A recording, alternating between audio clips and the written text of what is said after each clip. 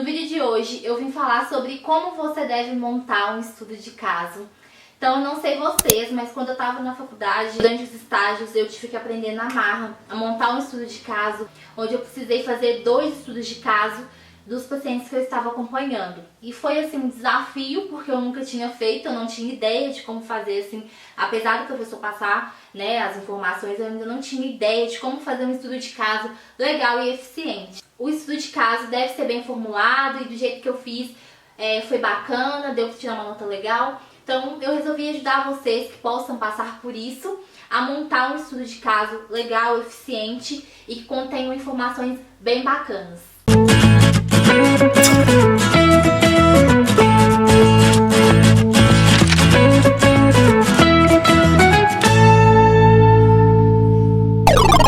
Bom, a primeira coisa é você fazer uma coleta de dados bem eficiente. Então assim, tenta coletar o máximo de dados que você conseguir. Então quando eu fui fazer meu estudo de caso, gente, eu pegava o prontuário, né, do meu paciente e tudo assim, do médico, tudo que eu via de observação. Eu fui anotando o máximo de informações que eu conseguia. Inclusive a nutricionista, né, que me supervisionou, ela fez uma tabela pra mim, para eu colocar todos os exames bioquímicos por dia. Então assim, eu tinha uma paciente que eu acompanhava, que praticamente todo dia ela tinha que fazer exame bioquímico, por conta da patologia, né, que ela tinha. Então, todos os dias praticamente tinha lá o exame bioquímico. E assim, parece que é muita coisa. E sim, realmente é. No meu caso, realmente foi muita coisa. Mas assim, ficou um estudo de caso muito completo, muito bacana. Então tenta reunir o máximo de informação que você conseguir.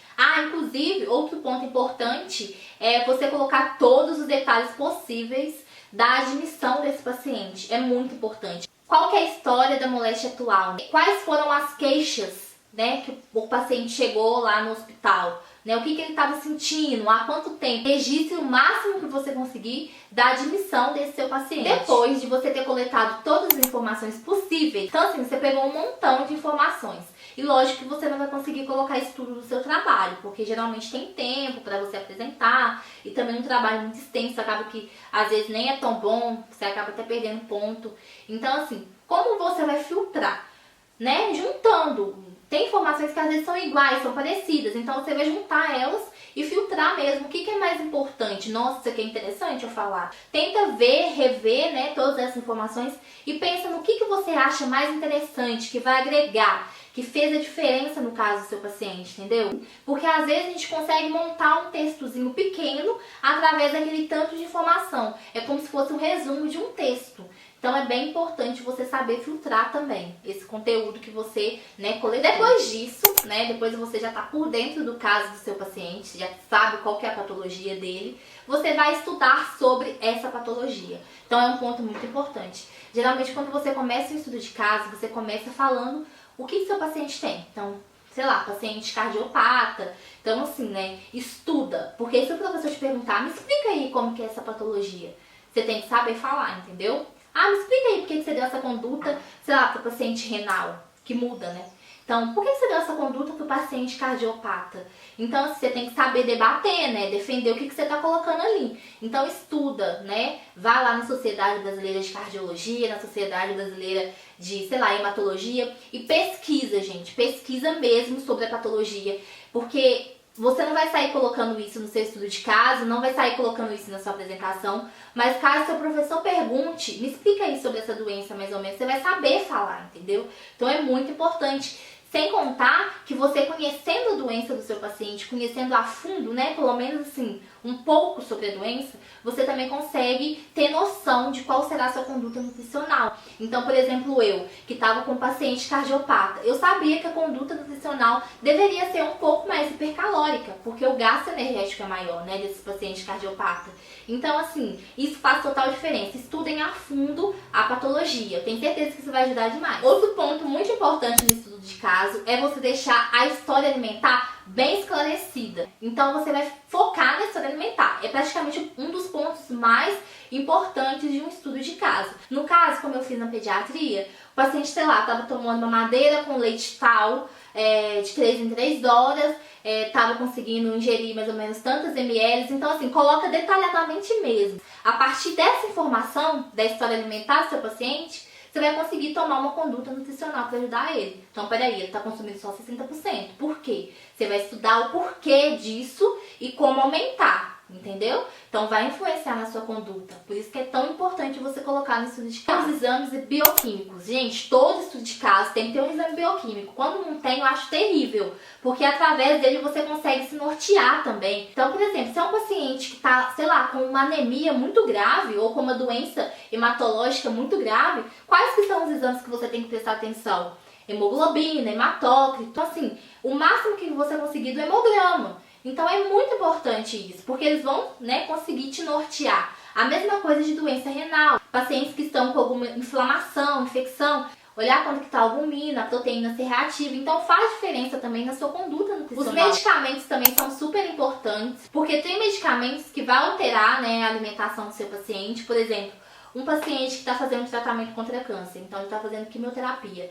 Geralmente essa quimioterapia tende a dar alguns efeitos, né, nesse paciente. E aí pode acabar afetando a alimentação. Então você precisa conhecer e é importante, inclusive, você pesquisar também sobre esse medicamento.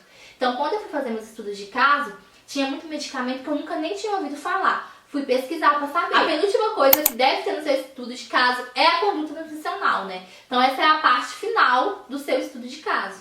Depois de você observar tudo, qual será a sua conduta nutricional? E por quê? Porque geralmente as professores perguntam, mas por que você teve essa atitude? Por que você deu essa conduta nutricional para o seu paciente, entendeu?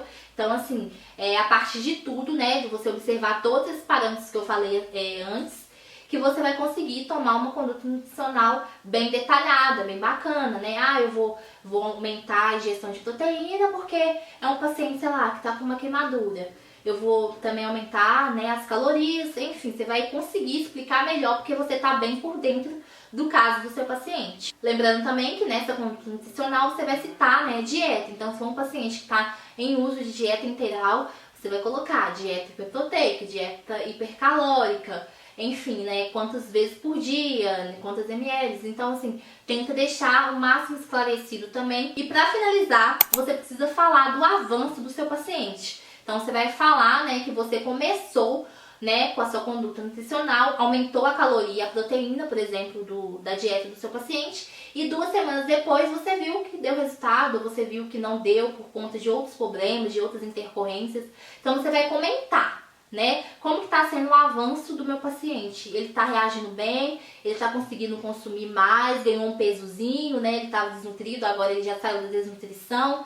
Então, assim, é aí esse ponto que você vai ver se a sua conduta nutricional funcionou. Às vezes a conduta nutricional pode não funcionar, não porque você não sabe ou porque você não fez direito, mas porque o paciente teve intercorrências. Por exemplo, isso acontece muito com pacientes oncológicos, né? Onde faz quimioterapia, faz radioterapia, então tem vários medicamentos envolvidos, perde apetite ou tem uma mucosite. Isso vai afetar a alimentação, por mais que você esteja dando o seu melhor ali. Então, assim, esse é o momento que você vai debater, falar mesmo como que está sendo o avanço do seu paciente. Eu espero que esse vídeo tenha sido claro para vocês. Como eu disse, esse estudo de caso que eu referi aqui foi um estudo de caso mais hospitalar, né, de quando você estiver fazendo um estágio ou seu professor pedir para você montar mesmo do zero. Então, é desse jeito que funcionou comigo. Eu consegui tirar uma nota boa, eu consegui aprender bastante e eu espero que ajude vocês também, estudantes de nutrição. E é isso, me conta aqui embaixo nos comentários o que você achou, se você achou que foi útil, que te ajudou. Me fala tudo aqui embaixo. Não esquece de se inscrever no canal também, né? Estamos tendo os vídeos todos os dias em fevereiro. E não esquece de deixar o joinha pra mim.